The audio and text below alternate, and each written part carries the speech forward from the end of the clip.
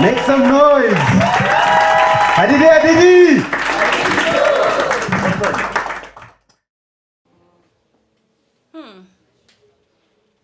So I was looking around, and I think that I'm the only one here that feels the way I do.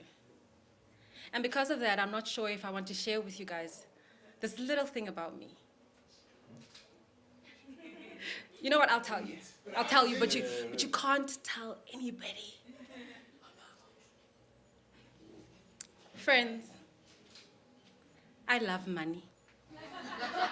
Ke rata tjhelete. And sometimes I don't think it loves me back. It plays hide and seek, peekaboo. But I still love it.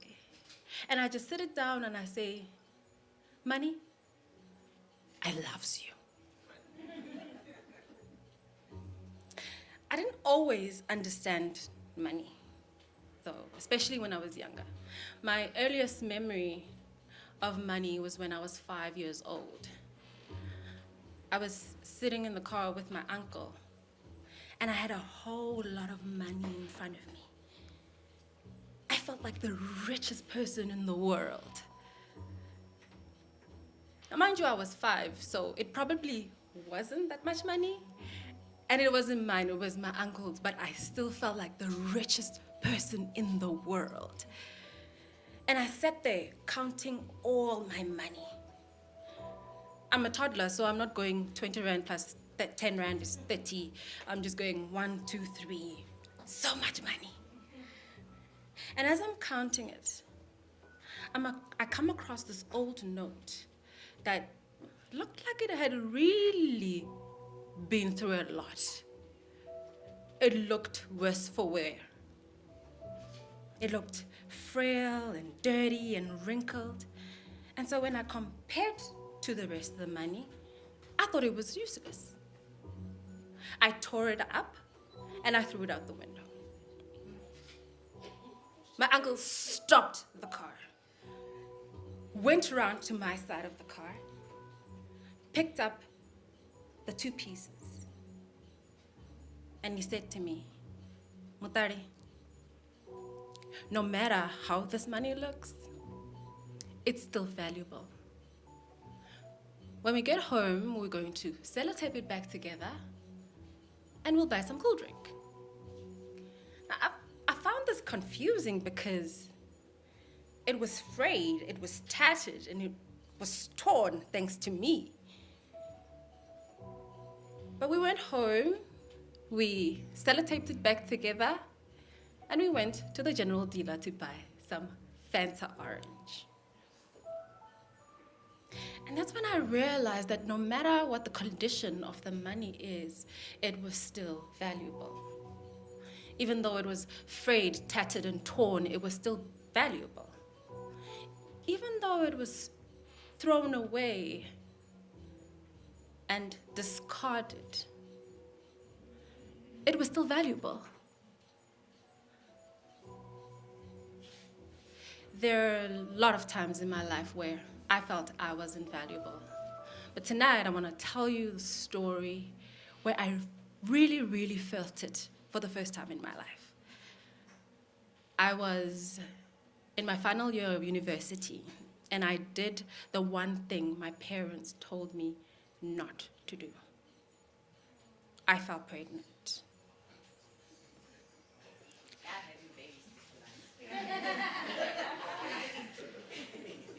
Pregnancy is a beautiful thing. Except I was still in university, and I had taken the scenic route to get my degree. Secondly, I wasn't ready, not financially, not psychologically, and not emotionally. And third, and this is the worst one, I was a daughter of a deacon. A whole deacon.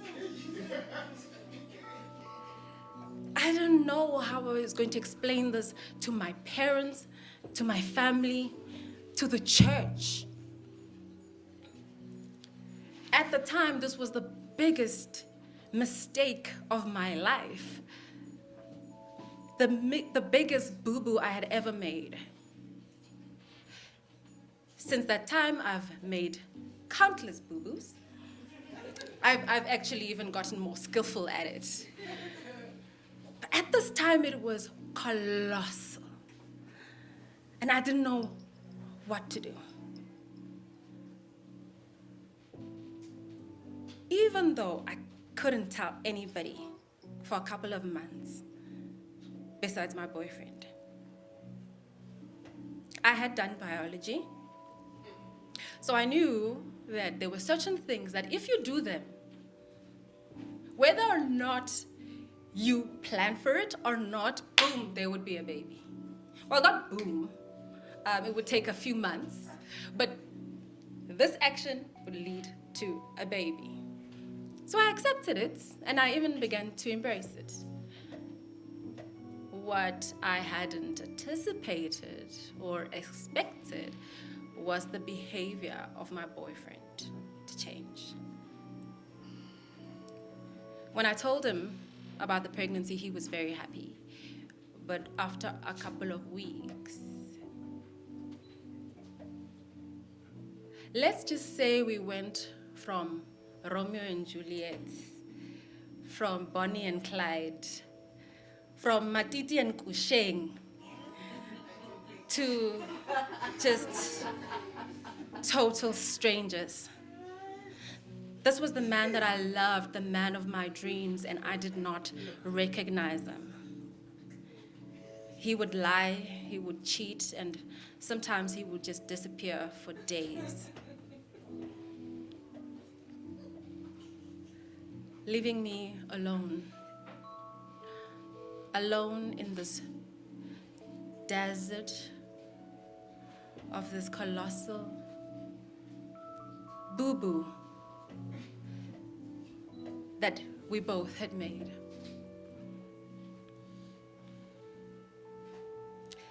And one day, as I was sitting in front of my desk studying, well, trying to study, because I would keep thinking about the times where I had booked antenatal classes for us and he wouldn't pitch, or the time where I was hanging out with his friends and he was making out with another chick while I was next door, or the time when I had to hustle for money to buy prenatal vitamins, even though I was a student and he was working. So I'm trying to study about present value and future values, but that's all I can think about. I felt as though my world had been torn apart, as if I had been discarded, like that 10-rand note that was torn, frayed, and tattered. In my notes, I wrote a little message for myself. The note said, "Nobody loves you, and you are all alone in this world." I wrote that because that's exactly how I felt. Alone, scared,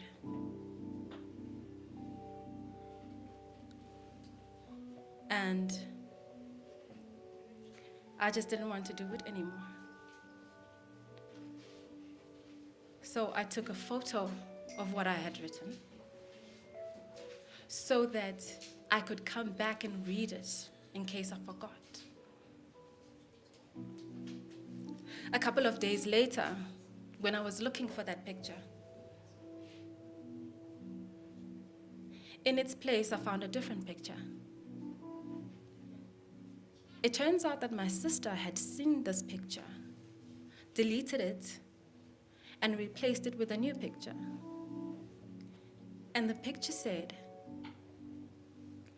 "No one loves you more than I do, and I'm here for you." And just like that, she took 2 pieces of that note and she sellotaped it back together. Today, I'm here as a mother of a beautiful 10-year-old with a whole lot of sellotape and glue and press stick and even chappies. But I know that my life is valuable, even though I've been through the most, even though I've been torn, tattered, and frayed, even though sometimes I don't feel like it. I know that I'm valuable. I got a call last year that a family friend had decided to end their life. And I couldn't help but feel that they had forgotten that they were valuable, as I do forget sometimes. And I wish that they knew that even though they felt like that there were people in the world that love money. People that even though they were the richest people in the world, they would give away all their money just to have them here. Thank you.